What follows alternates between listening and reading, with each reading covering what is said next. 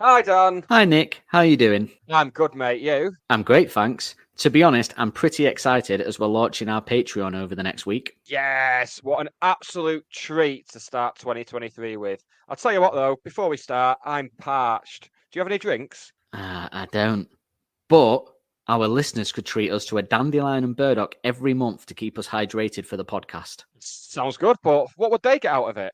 Well, for just £3 a month, they could get a full video episode with behind the scenes preamble and post show chat every week. And let me tell you, that's Wow. usually a real treat.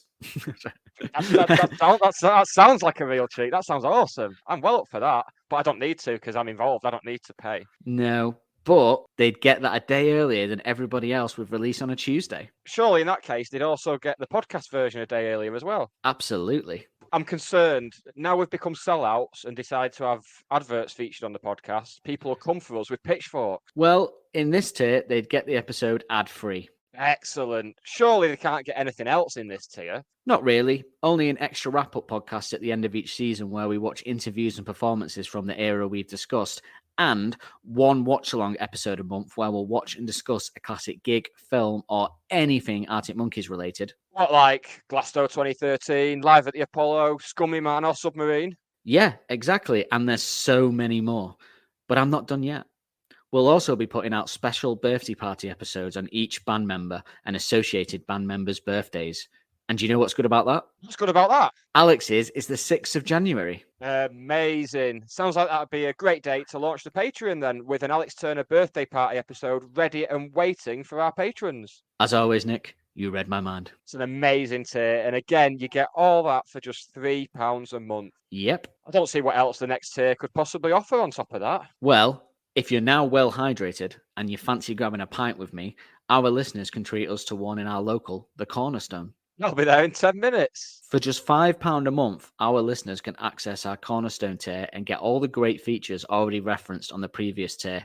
Plus, and I'm excited about this, I'm on tenterhooks here. Or rusty hooks, as it were. Nice. Well, our Cornerstone patrons will also get a monthly Last Shadow Puppets podcast where we'll do a deep dive into a track from the beginning of the catalogue all the way to the end. Amazing. B-sides and all. B-sides and all. Wow, that's just outstanding. So all the previous features and the Shadow Puppets pod. Incredible. Well, also, each subscriber gets to pick any song from any band or artist that doesn't feature an Arctic Monkeys member in the act or production, and we'll put the songs into a prize draw once a month. So, for example, you might pick Thank You Next by Ariana Grande. The winning subscriber will get a podcast in our format on that song. They'll stay in the prize draw until they win, and we'll refresh annually. This all sounds amazing. Well, apart from the Ariana Grande bit, but yeah, that's a me issue. So, we're launching on Alex's birthday? Yes, on the 6th of January, come to our Linktree or socials to access Patreon, where you can choose your tier of choice. Once you've signed up, you'll immediately start seeing the benefits with the Alex Turner birthday party episode. This is all very exciting. Isn't it just? Well, we hope you're all as excited as we are and can help support us throughout 2023 and beyond. Bye, everyone. Bye. We're Arctic Monkeys. This is Don't Believe the Hype. That rock and roll, eh? Ladies! That sound means it's the end of the round. Time for the bonus question. Cheers, dude. That man just yawned. What do we call it? Don't Believe the Hype. Oh, don't believe the hype. Believe the hype. I just don't know what to do anymore. There's too many podcasts. Hello and welcome to Don't Believe the Hype, the first podcast to take a deep dive into every song from the Arctic Monkeys discography, for better or for worse. I say worse, but it's still a good tune tonight, but there's just not as much to dig into. But it's nice to have a little chilled one in it. We're both here doing this. A few more weeks left of this era, and then we're done for a few weeks, and then we'll come back with more. With me, Nick Lee, and he looks like he's been for breakfast at the Heartbreak Hotel. It's Dan Holt. Hey, Dan, you all right, man? Yeah, I'm good, thank you.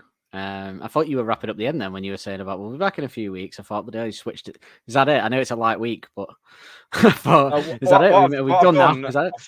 I've stopped writing my intros down. I've stopped because when I have like a separate document open, everything starts running dead slow on my laptop. So I've just stopped to write. I did it on the other podcast last night. I just didn't write an intro down and then got lost. It was like one of them rickety bridges in Indiana Jones, where he's going across and then he gets halfway. It's like, oh, he's not going to make it. Whoa. So that's what my intros are now. Yeah. Yeah, my bits that I write down are normally my most point, because if I can read some, I'm like Ron Burgundy though. If I make a mistake, because I do practice the intro a couple of times before we come on, and in the living room, I don't know why I had to add that bit. But I just a bit of geography for you where I do it. Just setting the scene. But yeah, if I write something wrong, I will just read it and then I'll go up. I even have to put little dots for pauses, for dramatic effect, because I'll forget the dramatic effect's supposed to be there. So I just read it as like a a statement. Yeah. So I am a young Ron Burgundy. Anyways, it's a good look for you, man. As long as you're Anchorman 1 Ron Burgundy and not the unnecessary sequel. Definitely, yeah. No one wants that. No one asked for it. Probably the most unnecessary sequel since The Hangover 2, I'd imagine, and 3. I feel like there's a chance for an Alex lyric quote there, but I don't think it's an Arctic Monkeys one. I think it's a Last Shadow Puppets one. Which I'll save that for the save that. Well, that's a nice little link, Matt, because don't forget you know what I'm talking about. I know what you're talking about. Do you? Because I don't. Yes. So if you go on your episode description on your podcast player, you'll be able to find all of our links there, including a link to our Patreon, where we have started going through the Last Shadow Puppets discography. Which is available for just £5 a month, alongside loads of other stuff, bonus episodes. We're doing our first watch along, which we're recording tomorrow, the Live at Liverpool gig, which we'll be doing. Yeah. Well, yeah, it's tomorrow. Well, by the time people are hearing this, there'll be an aged understatement / we do a talk about Last Shadow Puppets at the start, don't we, for about 40 minutes, a kind of little pod about that, with an aged understatement podcast in much the style of this one. Almost exactly the style of this one, just talking about Last Shadow Puppets. There'll be an Alex go further than that. I'd say it's exactly the same. Yeah, it's exactly the same. But we're talking about Miles and Alex instead of Helders and Alex most of the time.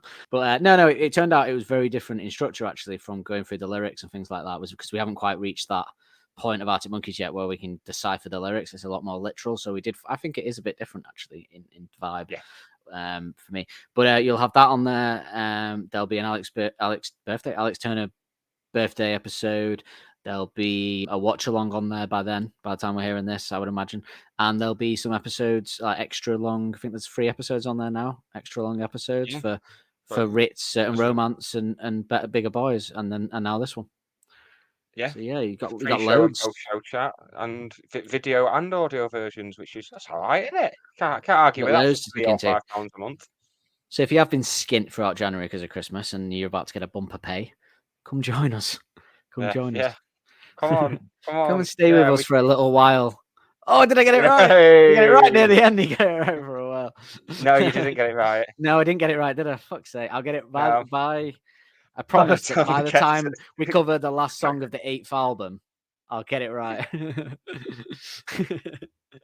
I'll finally get that lyric right. Maybe when we cover it, I'll get it right. Unfortunately, we are miles away from the last song of the 8th album. But what song are we talking about tonight? It's a cheeky little instrumental track called Chun-Li. Well, what is it called? We'll get into that in a bit. But Chun-Li's Spinning Bird Kick. But yeah, no, a classic. Going to be an interesting episode because obviously we don't have any lyrics to tuck into, and we do it, and people are thinking, "How are you going to do it? How are you going to do it?" Well, I think we'll pull it off, and that's just said to a bishop. But at the end, we'll also explain a couple of things that we're doing with a couple of the other B-sides as well in terms of podcasts that we made a decision, didn't we? Which we don't do a lot, is actually make actual decisions, but we decided. I can't remember the last time I made a decision, to be honest. No, yeah, I used to be indecisive, but now I'm not so sure.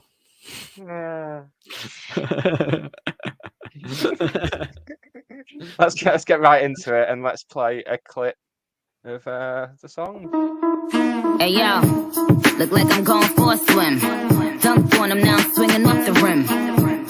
Bitch ain't coming off the bench while I'm coming off the court fully drenched. Here goes some haterade, get your thirst quenched. Style doing him in this Burberry trench.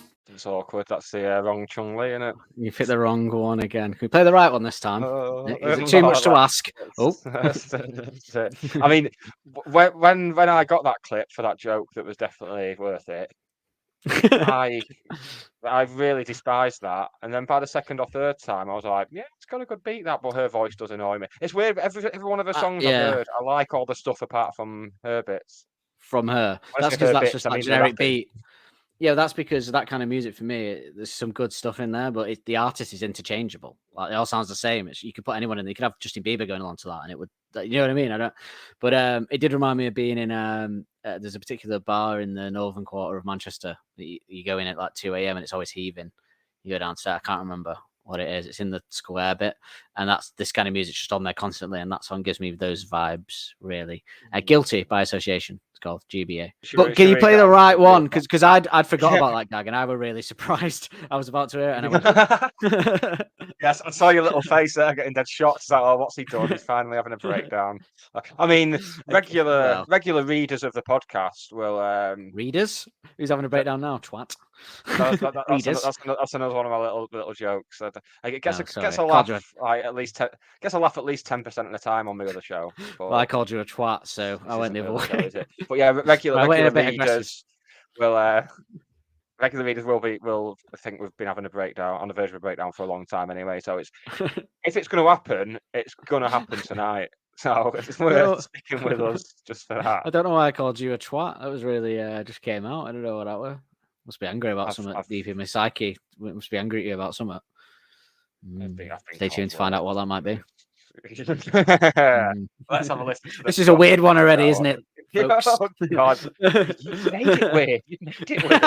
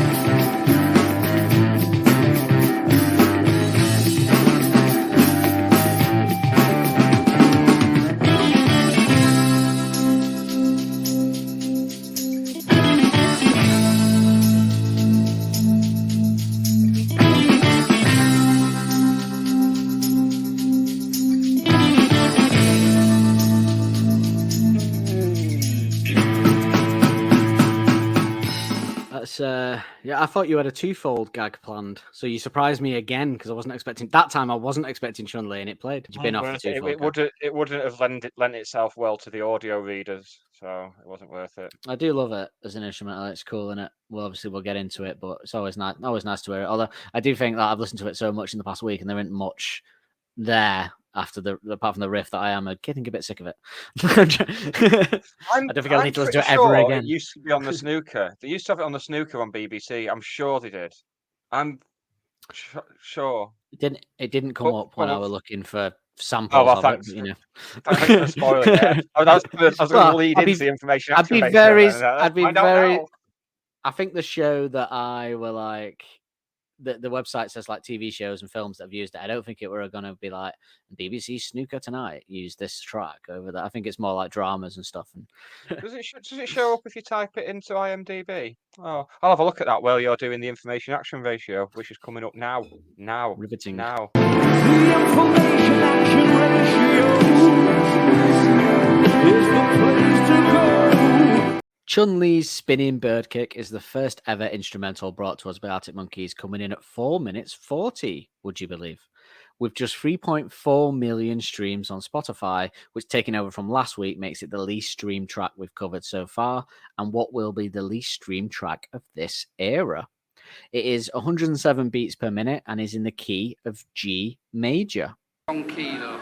Now, as this is an instrumental, I'm going to change this up a bit and say other key instrumental tracks are Don't Worry Racists, it's White Friendly Rap Trio Beastie Boys with Electric Worm, Arctic Monkeys Fangirls Metallica with open brackets, Anesthesia, close brackets, Pulling Teeth, and a band that was so destined to just have a one-hit wonder that they actually named the song on the same theme as the band. Yes, it's the Surfers with Wipeout. The song has never been played live unless it was at the very, very beginning and is unverified, but I highly doubt that. Rather incredibly, and perhaps one of my favorite facts of all time, which is the highlight of this whole, because I think I did know this, but I'd completely forgot it. The track was nominated for Best Rock Instrumental Performance at the 2007 Grammy Awards, losing out to the Wizard Turns On by the Flaming Lips. Now, that's the end of the information. For obvious reasons, there isn't much out there for this, but I did think we should just talk about how mental that is. Like, how did I couldn't find any information on how or why this track ended up being. My theory, looking at the list, because a lot of them were smaller acts that were in there, like the Flaming Lips won it. Like that, they just were like, we've got this category, we need to find rock instrumentals, and this was just one of the rock instrumentals that came up if you search 2007 rock instrumentals, and they were like, that sounds all right. There's loads coming out every year, you know. No, and they were like, well, we've heard a bit of noise about this band from England, actually, Arctic Monkeys, so should we nominate that one for a grant? Yeah, it sounds all right. It's a good little listen. Yeah, we'll nominate it. Don't know what the Wizard Turns On sounds like, but I think looking at the category I saw, it should have won, actually, which would have been funny if they'd won a Grammy. I mean, imagine how funny that would have been if they'd won a Grammy around the time when they were at the peak here as well, for such a benign category. That would have just been perfect. It's a real shame. Like, we could have said Grammy winning. Speaking of Grammy winning, though, off meandering slightly, I am really surprised that they didn't pick up a Grammy for AM in the sort of alternative rock categories and stuff. That really surprised me. I thought, oh, this is the time. Like, I'm assuming they were nominated as well, but I'm surprised considering how big like Do I Want to Know was that it didn't pick up the best Grammy for best. Like, I don't know what did win it that year, but it is odd because the Grammys are normally like, they're not like the Oscars and that where it's a bit of a joke. They're actually normally all right, aren't they, in terms of who they give the awards to? But yeah, I was a bit disappointed when AM didn't get any Grammys, but turns out they have been nominated for a Grammy that they didn't win, the 2007 rock instrumental performance. Also, it says performance, which implies live, which is never, it was the best rock instrumental performance. Now, I assume that they just mean any performance of an instrumental is like, no one's crafting an instrumental in the studio either. They're always going to be alive. I assume that means, because it's definitely never been played live unless, yeah. No, I'm not having that it's been played live. No, it can't. No, I did think when I was researching it that maybe it had been played as like a in between a song, or they changed a bit of like vampires to it or something like that. I don't know, but no, nothing out there. But yeah, mind-blowing, mind-boggling, and disappointing that they didn't actually win it, to be honest, because that would have been hilarious. I think imagine them accepting that at the time as well. That would have been hilarious. Like, I don't know if they went, but yeah, God, can you imagine?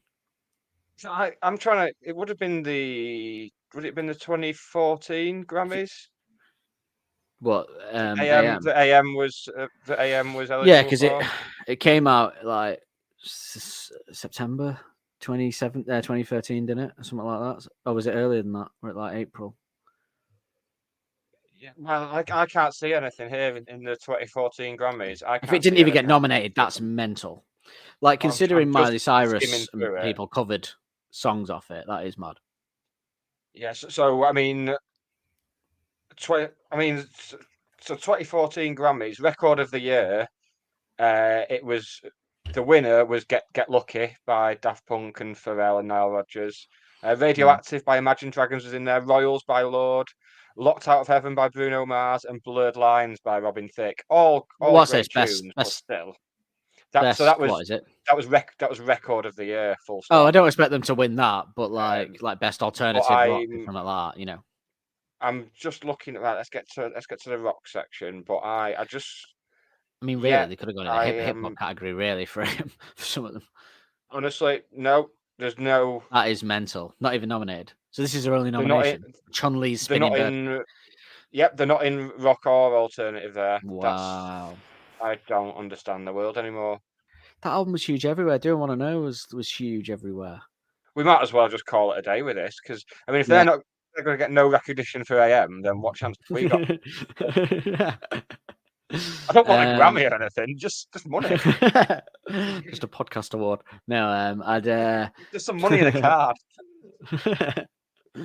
That is pretty bad. I'm so shocked, actually. I've never looked at it. I just assumed they got nominated in some category for AM, but that is mental. They all want to know, at least, as like alternative rock track or something, at the very least. Anyway, disappointment. This is why I get annoyed about. You see now why I get so annoyed about Coldplay. Do you see it now? Do you see it now? Do you understand now? And if you want to hear me rant about that, then yeah, sign up to our Patreon and listen to the Age of the Understatement episode. But do you see now why it annoys me? The recognition they get. Yeah, you understand? I'm seething. Anyway, should we go through to the reviews before I go on a tirade? I think you've already done the tirade, mate. I think we're past that point It was already. an implied tirade. I did it without doing it. It was implied. It was a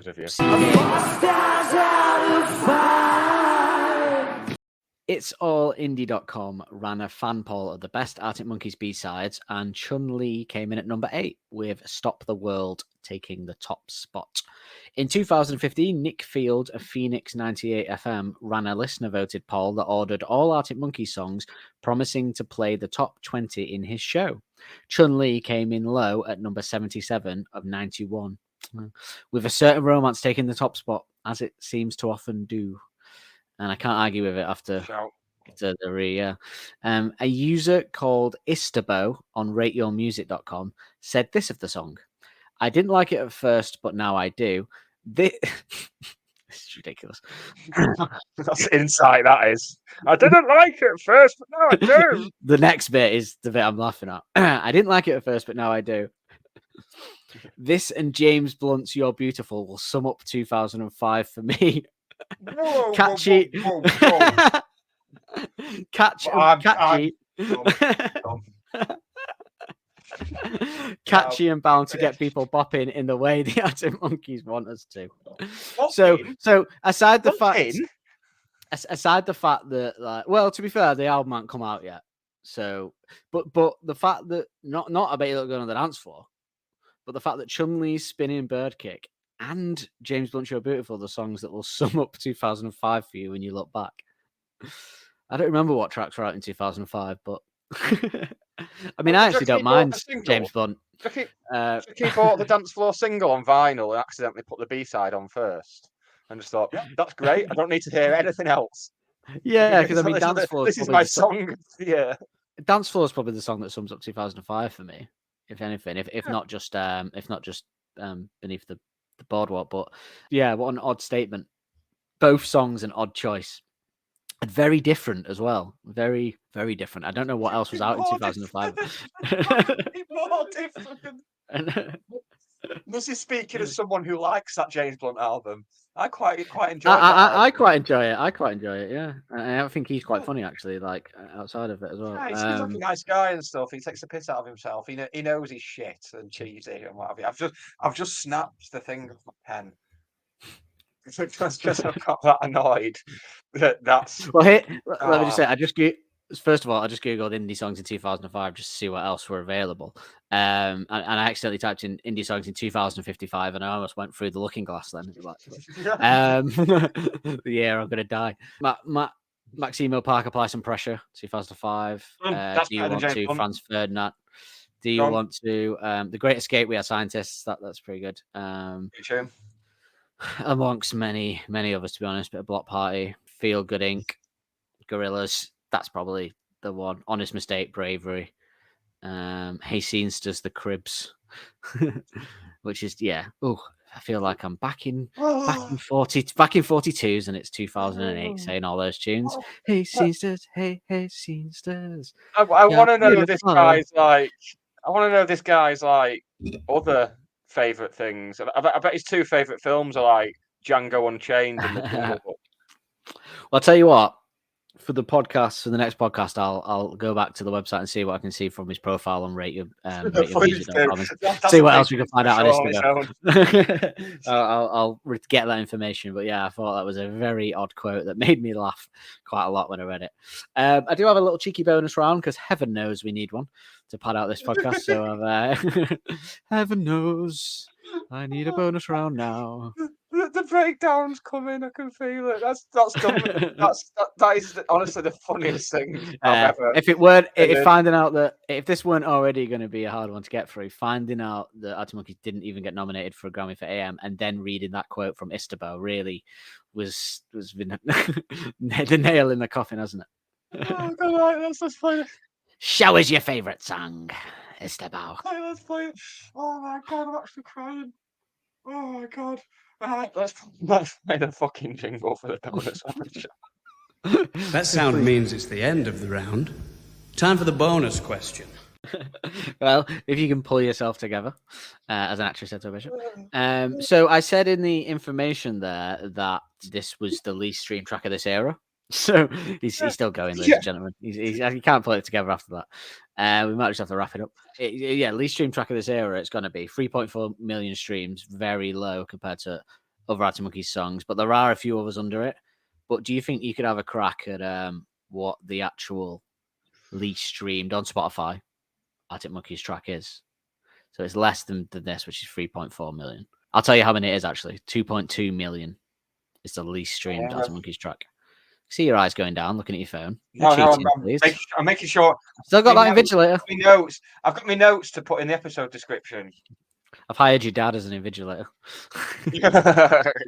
He just wanted bruising payment, so it's fine.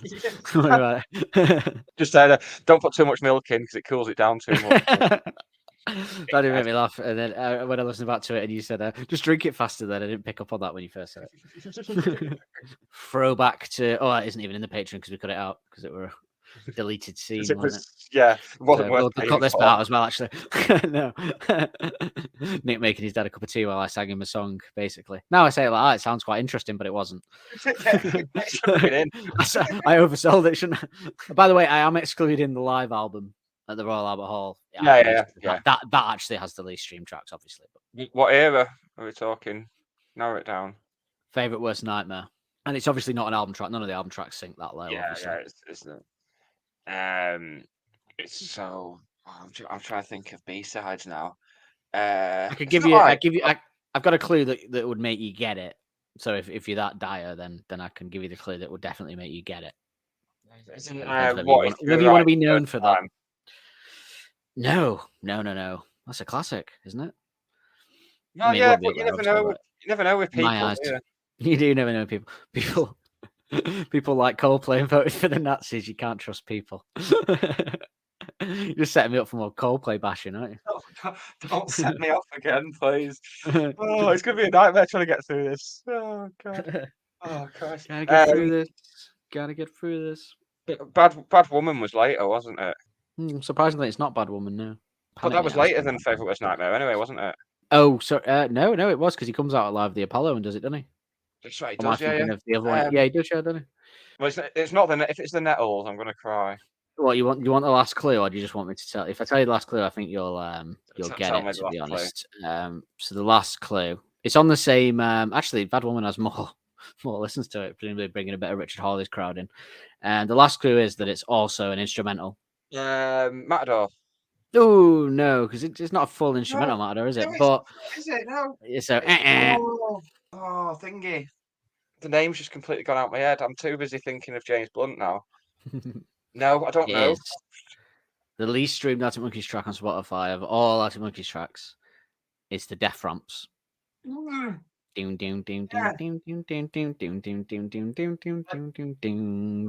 we've resorted to now. Me just singing instrumentals, and not even this instrumental. The name of the band with Richard Hawley in and with Miles Kane, and it's I wasn't far off. I'm really annoyed now. Yeah, I've gone from very entertained and giggling my head off to annoyed at myself now. Close but no cigar. Close but no cigar. As we move into the music, just as a little breakwater, I'm just going to read a little bit of information on the title of the song. So the Spinning Bird Kick, also known as Kaiten Teki Kakayakushu, is one of Chun-Li's original tracks in the Street Fighter II series. It debuts along with Chun-Li's other special move, the Hayak Uret Sukyaku, in Street Fighter 2. This move also appears in Street Fighter, the storytelling game. Chun-Li jumps up before standing upside down, then does a split, Before Street Fighter 3 Third Strike, she started the move with a quick handstand to get in position. Since then, she started propelling herself from her feet. She then spins her legs like a helicopter, blades to attack. It's similar to Ryu and Ken's Tatsumaki Senpukyaku if the opponent is standing. Chun-Li's feet will repeatedly hit the opponent in the face until the attack ends. Thus, some versions can easily be ducked under via how Chun-Li is off the ground, if that made sense. A few games even allow Chun-Li to perform this move in the air. The lucky lady. So that's a bit of background on that. And I actually might just play a clip of that now.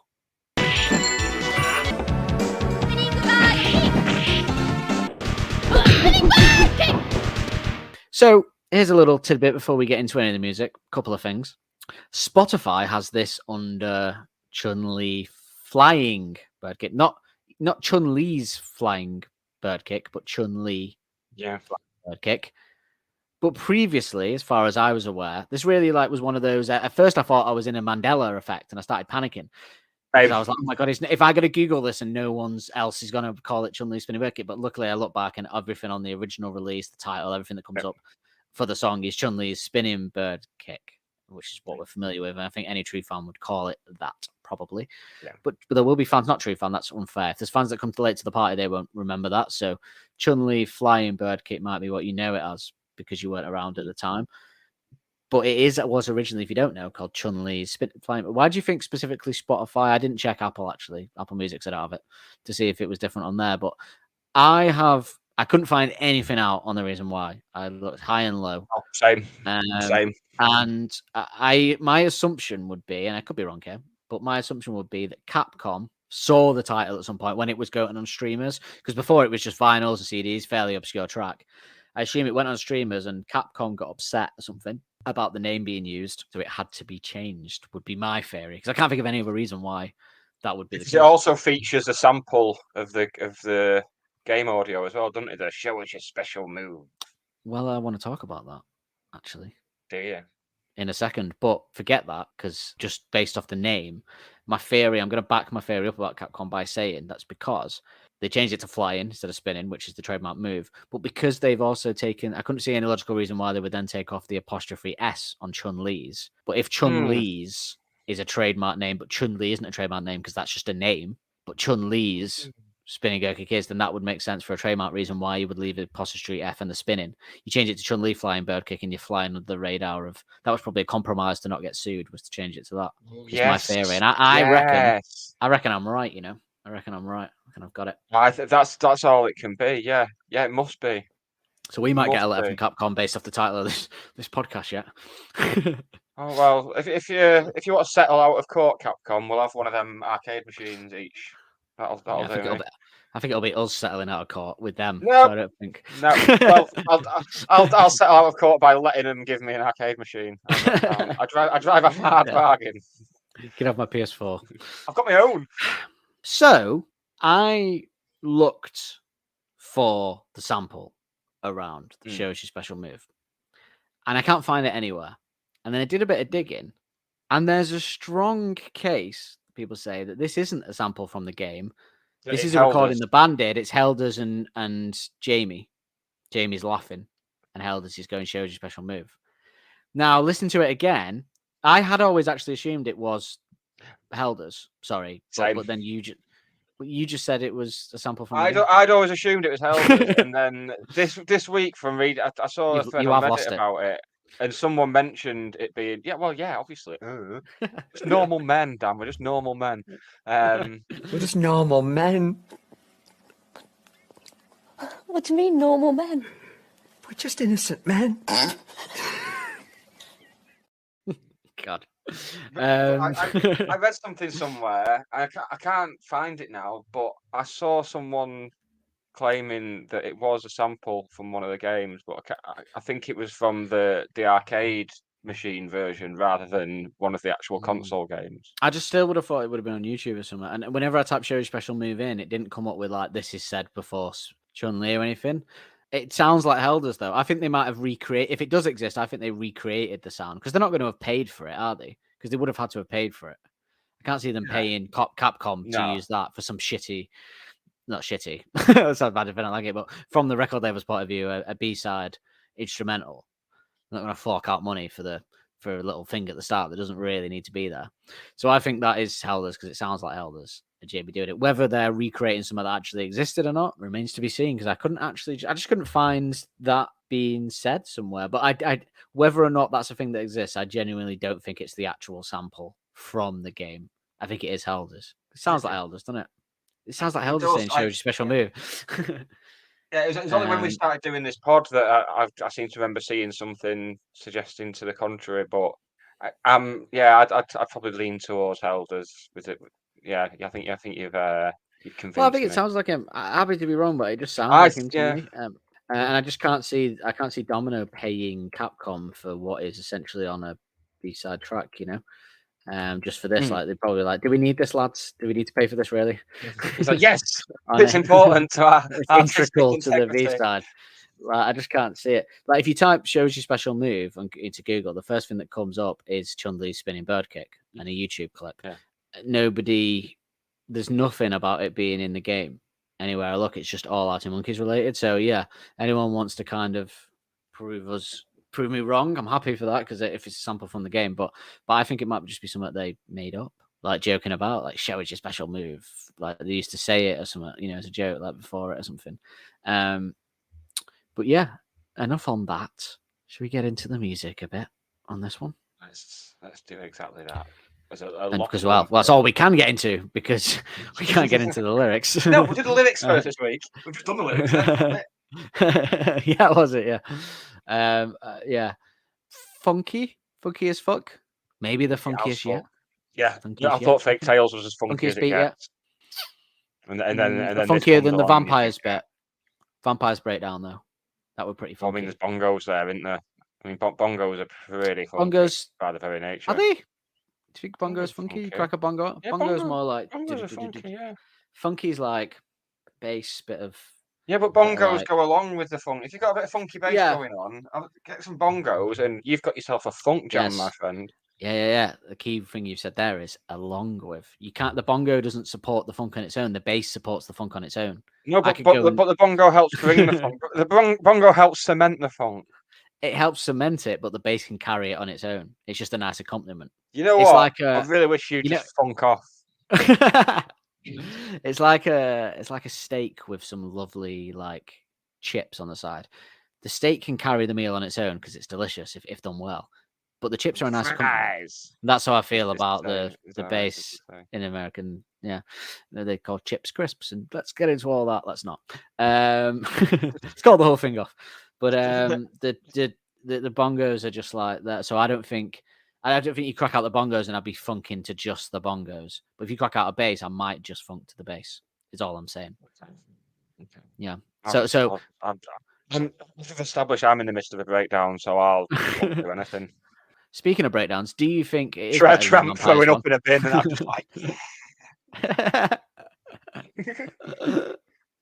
I'm like tires in space with all the noise, and you're just like, yeah, and you're not on drugs. It just took a funny quote, a ridiculous quote about 2005, and a shameless Grammy nomination to get you there.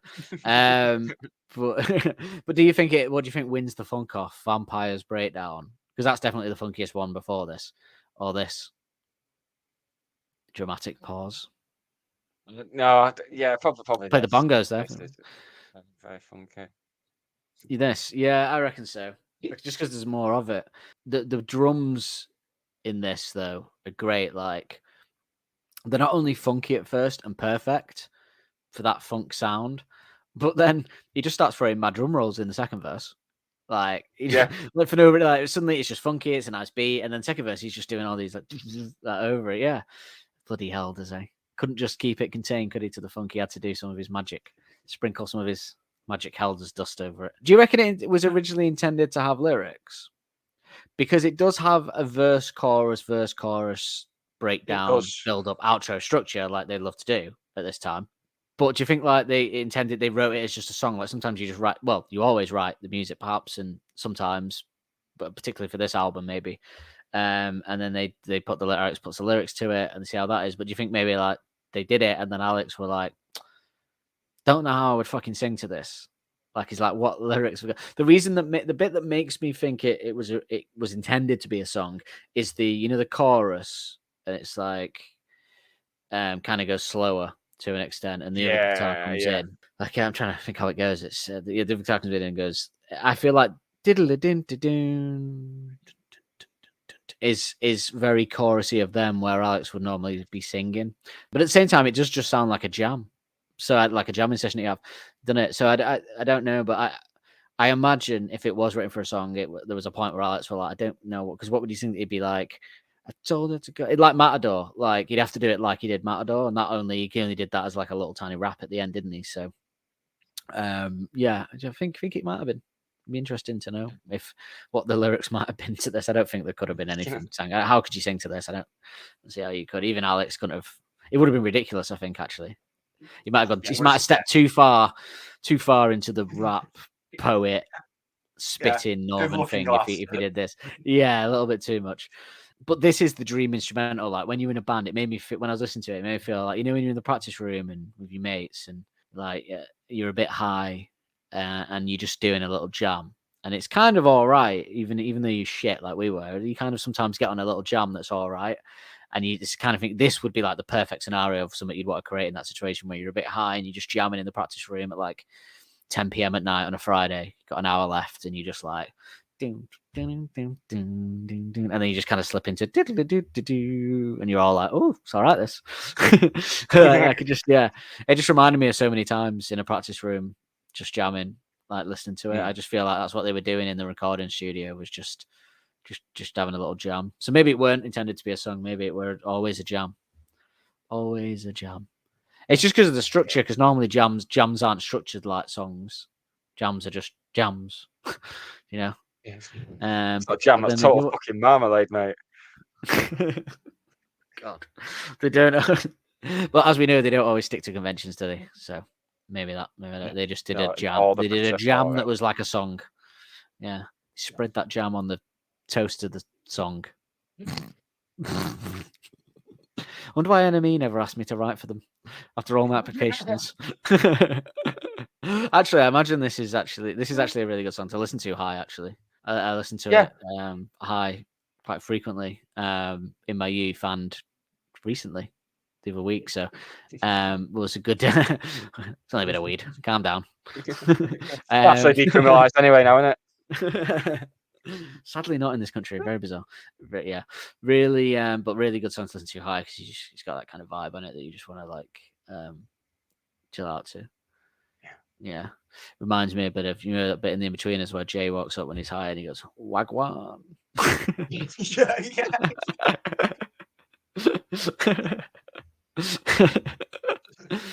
but it's a good example of. I don't know why I'm presenting you with more stuff to send you off the rails here, but do you have anything to say about the music for Cara? I feel like I've just been vamping for like 15 minutes now. I don't know what's going on anymore. No, you got nothing. You've got nothing to say on the music of this one. No. You just let me take the lead. I'm running on empty now. Yeah, I've got my instrumental clips, and I've just got my finger hovering ready. that's when I'm going to come into play. You know what I feel like? I feel like when the man's finished too early and the woman's trying to get him to go for a second time because she hasn't finished, and I'm here like still going, and you've already got off, and you're just empty, and you just can't do it. So I've just got to keep on plugging away trying to get you there. That's strange. Like trying to post jelly. That analogy really worked at first, and then it just like felt seedy somehow when I got into it, and then it's the Indiana Jones Rickety Bridge all over again. Yeah, it is. Yeah, but a much dirtier one. Indiana Bones. Inside Anna Bones, which definitely what the version should be called, I reckon. I've done it now, haven't I? I've finished. If you weren't already at the petered off. Indiana Bones and the Temple of Poon. Oh, actually, I know how to bring you back focused. Actually, so before, just to say this, because we talked about it in the preamble, I don't think we talked about it on this bit. But you sent me a text saying that you had a clip of what's the best instrumental of all time. And I said, sorry, not the best, I should say, most famous instrument of all time. And I said I've got two that I mention in my notes that I think you might be referring to. Now, I said that one of them I think you might have forgot about, and I referenced it in the information, which is Wipeout, which is a very, Which I forgot about, and it is. Yeah, because that is a very famous one. Yeah, that's what I thought. I thought that's the one you forgot about. But the one that I thought you might have remembered that's in my notes, and tell it me. Tell me which one you had in mind, or have you got a whole thing planned to go through? Or you take over for a bit. Yeah, you should do something, Nick. I'll giggle like a schoolgirl in the background, shall I? See, I like it. So yeah, I've worked my way chronologically backwards with some instrumentals here. The first one I'm going to play, I think, would have been a fairly direct influence on this Arctic Monkeys track, I think, and it's another Mandela effect thing as well. So it's from Oasis's album "Standing on the Shoulder of Giants" that I was convinced was called "Standing on the Shoulders of Giants." And it turns out it's not. It's "Standing on the Shoulder of Giants." Famously taken from a quote on a £2 British coin. banknote. £2 coin. £2 coin. £2 coin. Yeah. Which don't exist anymore. I think. Yeah. £2 coins do. Really? Do they? Oh, I don't know. Of course I don't they do. change. I'm old card. I thought they went out of fashion. No, I don't. If it's under £1, flares. I thought it weren't there something that got discontinued recently? I mean, it all gets discontinued at the minute because we've got a new fucking king. They've changed. Yeah, they all did the get old rid of something, didn't notes they? have gone, and they've got new notes now. There's only one situation currently where I have cash. But the under a £5 change, I usually just leave in a bowl or something because I can't be able to rattling around. I just hate it. No, same. It makes holes in my pockets and stuff. And then your hands smell like Vicky coins. likes having it. I just give it her. Yeah, Vicky likes putting it in this big JD jar with lucky lady, Dan. She gets the scraps. You just leave it on the bedside table after you're finished.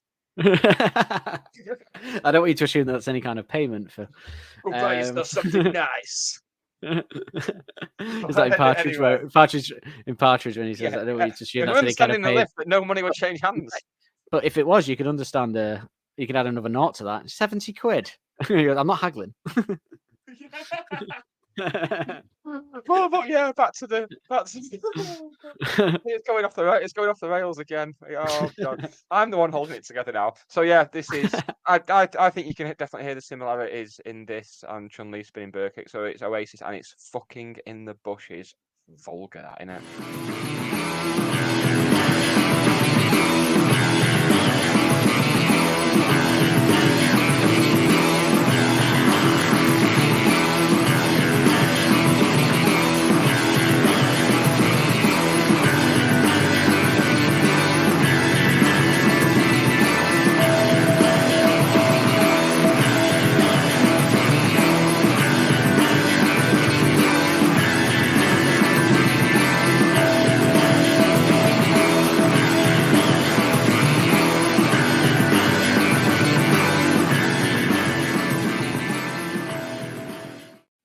That really didn't need to be 40 seconds, that did it? I just don't know. No, it didn't. I just worry about how my mind works sometimes. I was sort of drumming onto the song, and for the first time ever, it's clicked that you can't see me when you click play, can you? Because I can't see you on a clip. I can see you. Oh, can you still see me? Oh, good. Because I thought, because I can't see you because you're on my bigger screen here, so it switches to the clip, so I can't see you anymore while the clips are playing. But I thought to myself, you can't see me, and then my other part of my brain went, you could get your cock out if you wanted to, and no one would know. And I thought, why have you just thought that? Why was that an option in your mind of something that you could have done? Turns out it would have been foolish because you couldn't see me do it. But it's like them people who get really drunk and go on Twitter and like get dead racist, and then they're like, "Well, I was drunk." It's like, "Well, it must be in you somewhere. It must be there somewhere for you to think it when you're drunk." God, the voice is in my head. No, I have to say, on that track, I can see you. I can always see you. Okay, well, that's good. I won't get my cock out then, unless you want me to. That's what I'm hinting at. Oh right. On that, I have to say, when you first sent it me and I played it, I thought, I don't think it really. I was about to text you going, I have to disagree. I don't really think it sounds like Chun Li. But then, about 10 seconds or so in, I heard what you meant. It clicked. It clicked in my head. So yeah, I do agree. There is a bit of an influence there, I think. And of course, it wouldn't be an Oasis clip because I'm going back through some instrumentals, some famous instrumentals here. So it wouldn't be an Oasis clip without that being directly influenced by something else, would it? I mean, would it be Oasis No, really? fuck it. No, So this is see, Imagine by John Lennon. Yeah. yeah. And Get It On by T-Rex and Anything by Oh Slade. god, yeah, that one's really atrocious. Certainly got away with that. Yeah. You could do a whole podcast on notorious rip-offs, couldn't you? Yeah, and Hello also rips off Hello, It's Good to Be Back by Gary Glitter. But the less said about that one, the better.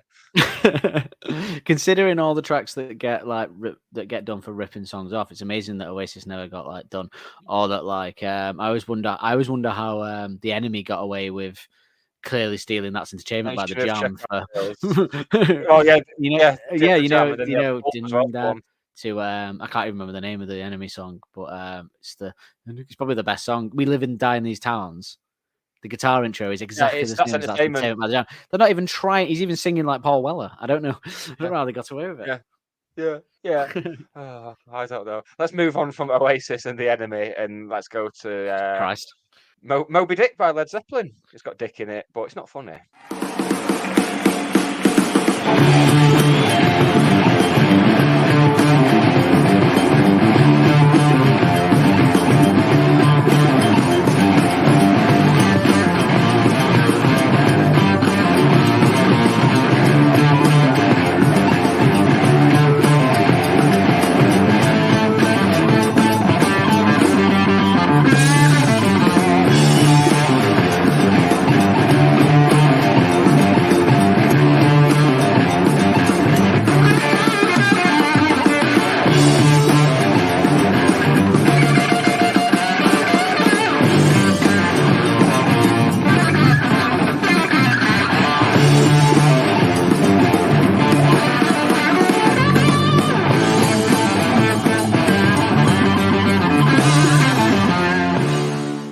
I think Oasis might have ripped that off. Yeah. Fucking in the bushes, Moby Dick. I was gonna get me cock out. What's happened to the show? What's happened? Welcome to Chun-Li's Spinning Bird Fuck, the instrumental and sex chat podcast that everyone wanted.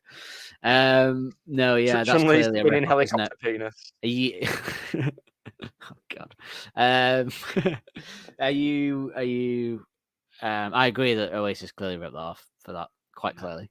Yeah, they just basically jammed. They just covered that song, really. Essentially, yeah. Essentially. But now we get into what I'd say are the two most famous instrumentals, apart from Wipeout, which I completely forgot. Well, if you forgot this other one I'm thinking of, then you might even be more annoyed. But go on. Okay. All right. First one then. I won't introduce it. I'll just play. I might have forgot these, to be fair. So yeah. Oh, imagine that. Right. Let's see the first one then.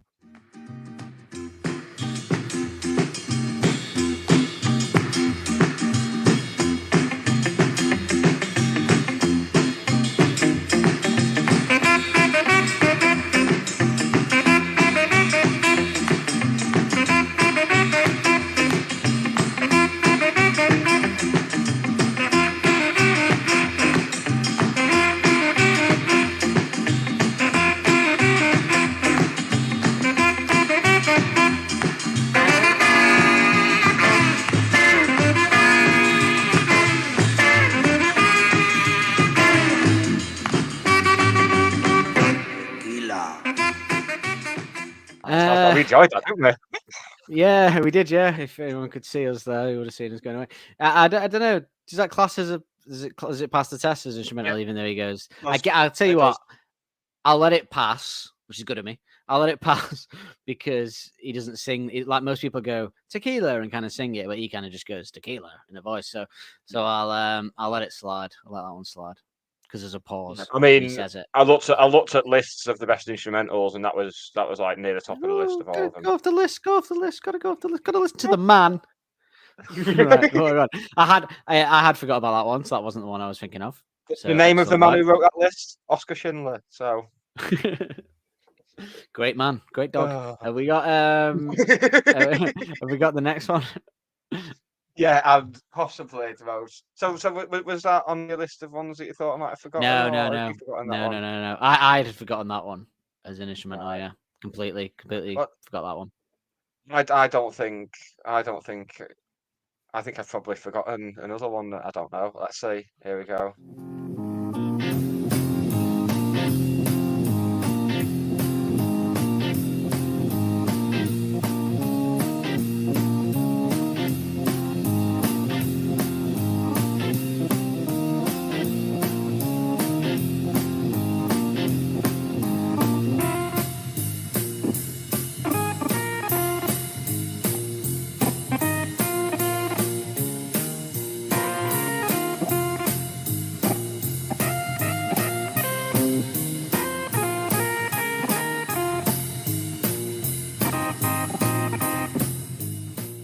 Did you forget that one as well? Well, do you want to say what it is first for the audience? Yes, They so don't that's know. Booker T and the MGs, Green Onions, which I first heard on the Quadrophenia, the Quadrophenia soundtrack, which is a great film. I did forget that one, and the one that I were thinking of was Apache by the Shadows. Of course. I can't. I'm really annoyed at myself now for getting that and Wipeout.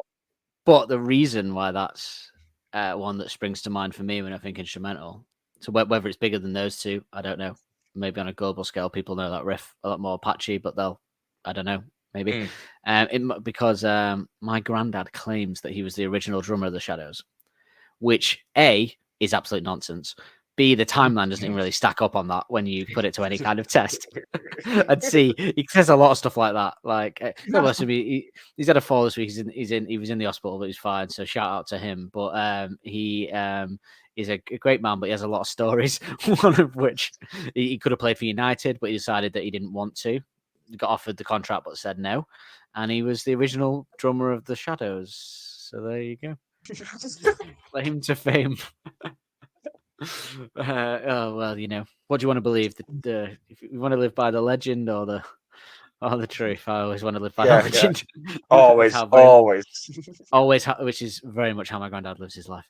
No, I think they're all pretty. I think Apache though, is that like globally more? Do you think more people know that riff? Apache is more well known than all them, and I completely forgot about it. Yeah, so that probably is the biggest. But Wipeout as well, to be fair.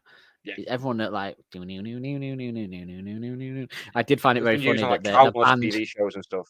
Oh yeah, I mean the amount of songs that sound like it as well. Like, I mean, very much sounds like an early Beach Boys song that on its own anyway. Yeah. But like the early days. But the fact that they just recalled the Surfettes and that's what it's like they just said let's start a whole band where the theme is surfing and have a hit, and not even put lyrics to it and move on. But yeah, back to the song. If that little divergent, but I think that was some good instrumentals. I think they are all.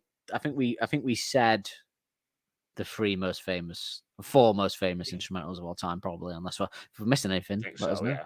I think globally recognized riffs, which is all an instrumental has really in its locker. I think it's a good example musically what they did in terms of what we've been talking about all these weeks, because throughout this era we've said about how it's like hip hop drums, funky bass, rock guitars. And that kind of encapsulates this whole period, this song. Like, this song is hip-hop drums, funky bass, and a bit of rock guitar coming in with a hip-hop beat. That kind of just encapsulates what they were doing at this time. And this whole period, like I've been saying, it's kind of like a big Roots Maneuver, Strokes, Stone Roses, Queens of the Stone Age mashup. All this, isn't it? But that's it, yeah. But yeah, I just feel that this instrumental encapsulates all of what we've been banging on about for the past 18 weeks or whatever, which is mental when you say that. But yeah, I think this is kind of a peak one, and like the chorus, like the diddly doo doo doo. Like I said, I can't explain this, but the diddly doo doo doo always reminded me of like a superhero. I don't know why. I can't even properly explain that. Yeah, when Superman gets his pants on over he's like, yeah, just whenever I hear it, I just think of like a superhero getting changed. I think in any fetish way, don't you? Chris Evans is a handsome man, but the breakdown of this one as well. Okay, so this is a weird one. There's no reason for this, but the breakdown of this reminds me, because the breakdown's really cool, actually, isn't it? I will give us that, especially when I was talking about like it sounding good high. The breakdown in particular is that kind of like, and just when it kind of goes off into that trippy kind of, then it goes like the do do do, like that. Like the trippiness reminds me of like the 90s stuff. Do you know, like that kind of trippy stuff that like some songs had, like Stone Roses songs had and Charlton songs had that kind of sound, like dun, dun, dun, dun, dun, dun, and the bass kind of goes into this deeper sound, like fading away, like the yeah. And then it Direction by the Roses. Yes, I think that's probably what it is. That's that's probably their best rolling around example it. of it, I think. Yeah, I think that's kind of that. Yeah, but for some reason, it always reminds me of. So, I don't know if when you saw this clip, you've seen what this is from. The one clip I got. Have you seen with the full thing? By the way, it's one of my favorite things ever. The full thing. I'd like to watch it again. Actually, maybe next time we have a beer, we'll watch it. But it's I love it. It's perfect. But this bit from it really reminds me of the breakdown of this song. And for people that can't see it, this is Will Ferrell featuring in a Beastie Boys video for one of my favorite Beastie Boys songs. Actually, I think this is a really good song that accompanies this video. Featuring him doing his famous cowbell routine that he does on SNL a lot. Here's a clip from it.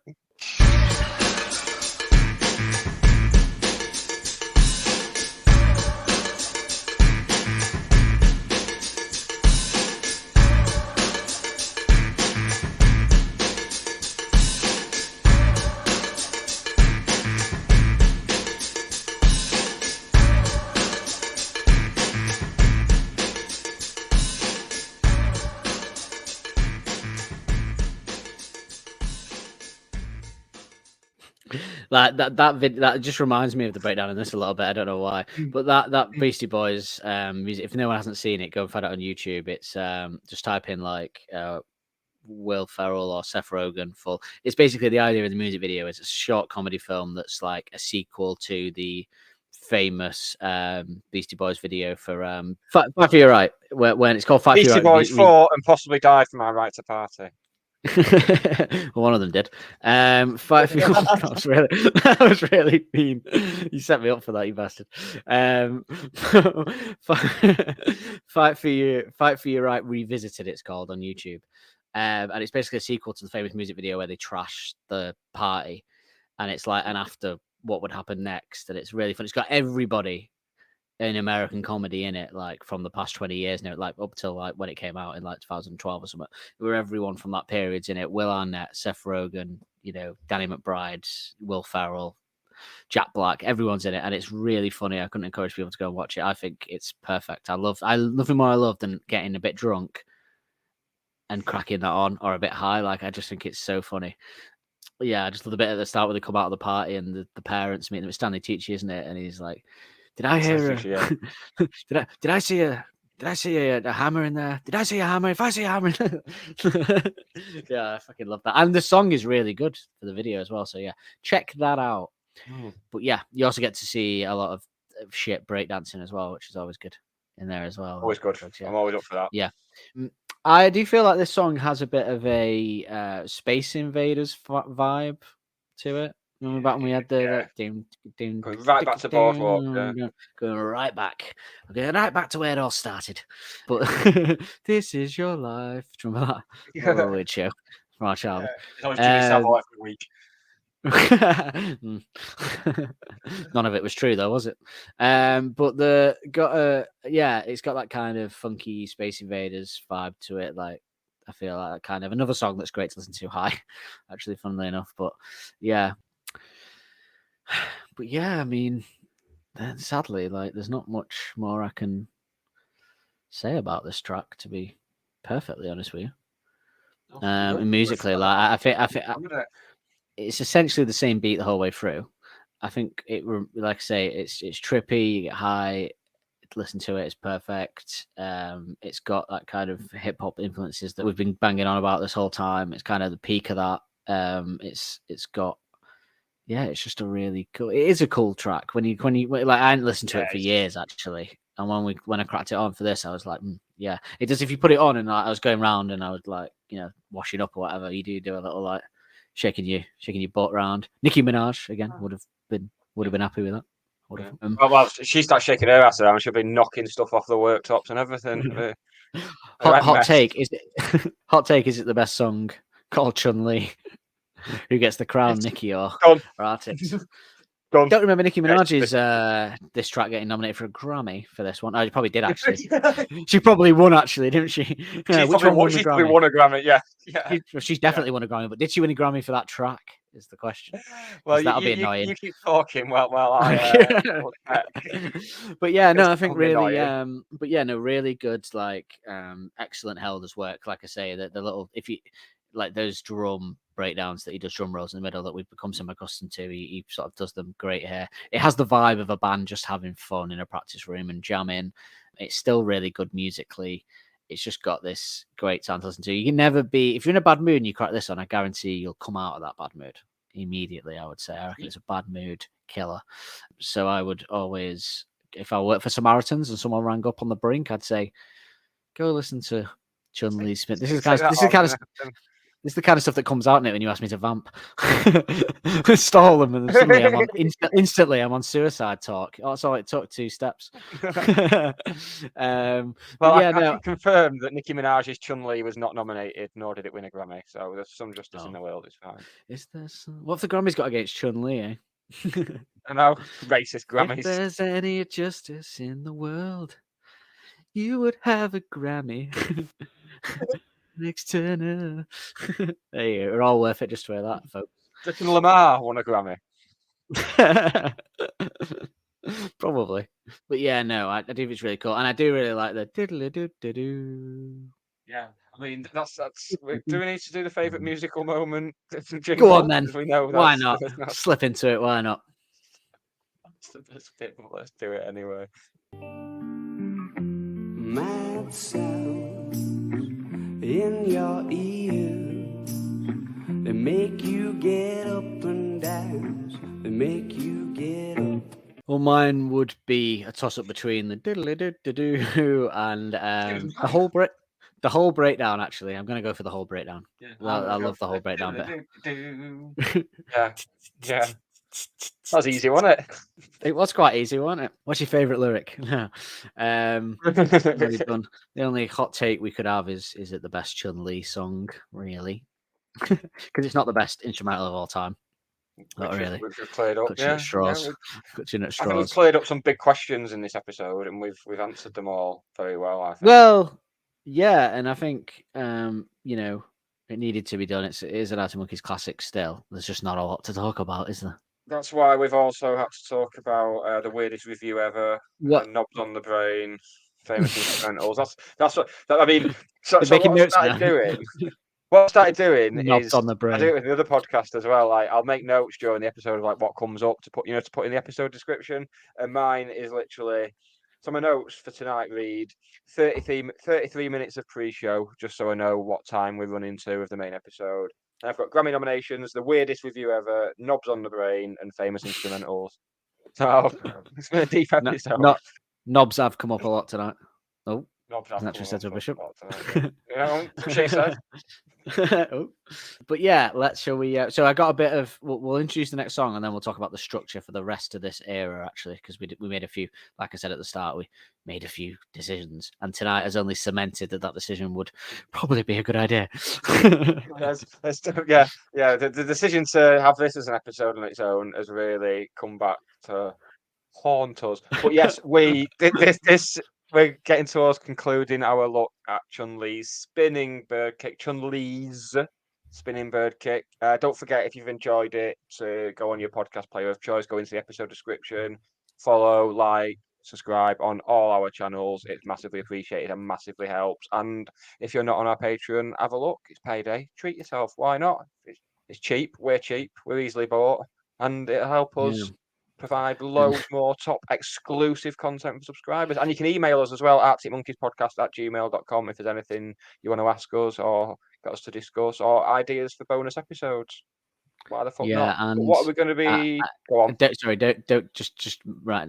I'm begging them. Don't give us a bad review for this one though, because we did our best on what is there. Yeah, We're here for you. We're trying to service the songs for you. What we've got, yeah. I mean, if you give us a bad review for No, this, just wait for the fucking bad thing, mate. Ooh, well, some people might be annoyed about that. That's one. Nah, I'm reserving the right yet before I give it its time to change my mind on it. But anyway, yeah. So next Pick week, out from the lyrics as well, and it gives me the chance to talk about Pete Doherty. So fine. And next week is spoiler alert. Next week it is an uplift in this. So being a Stockport County fan and a Tottenham Hotspur fan, me and Nick certainly don't need Frankie to tell us that most of the time you just need to settle for a draw because you're not going to get no more. Every weekend it might start different, but it ends up the same. Yes, next week it's Mardy Bum's more reasonable sister, complete with melody and melodrama. Of course, it's Settle for a Draw, which is a really good song. I'm very Great title as well. It. Great little metaphor in the title there. I love that. Great musically, fantastic lyrics. One of the more seasoned B-sides, I'd say. It's kind of at a level of maturity that the album tracks are on. But we'll discuss all that next week, obviously. I just want to explain, some people might say, hang on, I thought like Seven and Sticking to the Floor before that. But we did a bit of research, and depending on where you go from release stage of this, from CD to vinyl to this, from streaming services, there's a bit of discrepancy and difference in what was released at what time and what order it was in and stuff. So it's different wherever you look. So we made the executive decision that because of like Seven and Seven a bit more, but Sticking to the Floor is it's like 1 minute 20 or something, and there's not much there, and Seven ain't much more. We decided and seeing as though they've got a similar lyrical content, they've kind of got, you could almost have Sticking to the Floor as a bit of a prelude to Seven, but we've decided to combine those two songs for a podcast, so that we didn't like just have to do a podcast and Sticking to the Floor, because that'd be as difficult as tonight's been. So we decided to combine them, and we decided to do Settle for Draw 4, because we feel like after tonight's, which has been a lighter episode in content, you're going to get a good content for the episode with Settle for a Draw, and then you're going to get a lighter one again, probably with Seven and Sticking to the Floor. And then obviously we'll be able to move into what are the last 3 B-sides of this era, which are all bloody fantastic, and there's plenty of meat on the bones there. And then actually ever again, I don't think we get such a light, like maybe one we said we combine with something else in the Favourite Worst Nightmare era. But yeah, so we're just going to do it that way. We're doing Settle for a Draw next week, then Seven, Sticking to the Floor combined. But first of all, next week Settle for a Draw, which I'm very excited about. It's worth pointing out as well, with the single release of When the Sun Goes Down, there were 3 different releases. So the UK 7-inch vinyl featured When the Sun Goes Down and Settle for a Draw. The European CD single, which I still have, was When the Sun Goes Down, Sticking to the Floor and Seven. And the US 12-inch EP had all 4 on the vinyl there. So we're doing it pretty much in the right order anyway, like doing Settle for a Draw and then doing Sticking to the Floor and Seven together. It works. Which is why if you go on Spotify, Settle for a Draw doesn't actually just come up on its own. You have to kind of single it out and search it, don't you, as a separate song, which is why when we first started doing this, I completely forgot about it because it wasn't appearing when I was looking at the list. So I'm glad we didn't miss it, because it's a tune. Very much for me in terms of stature, I'll hint at this now, but it's very much the too much to ask of this era, is what I'm going to call it. Yeah, I'm having that. Yeah. Makes sense, doesn't it? I'm going to say that. I'm going to say that next week and pass it off as my own. Well, actually, that was such a good statement that it made this whole podcast worth listening to, just to get to hear me say that, because it was such a cracking on point statement. So there was always that. We'll always have that. We'll always have Paris. Oh, that just about concludes the show, doesn't it? But if you're one of our lovely subscribers, then we'll see you in a minute for some post-show chat, and that'll probably be just as riveting as what you've had for the last hour and 50 minutes or so. Say goodbye to the nice people down. Can't wait to listen back to this. Bye, everyone. Bye. Don't Believe the Hype is hosted and produced weekly by Nick Lee and Dan Holt. The music used in the titles is royalty-free music courtesy of Les FM. Don't forget to subscribe on your podcast player of choice to be notified every Wednesday when a new episode is released. And if you want to help us out further, be sure to like and review to help make us more visible to like-minded souls. We will see you next week with more of the same.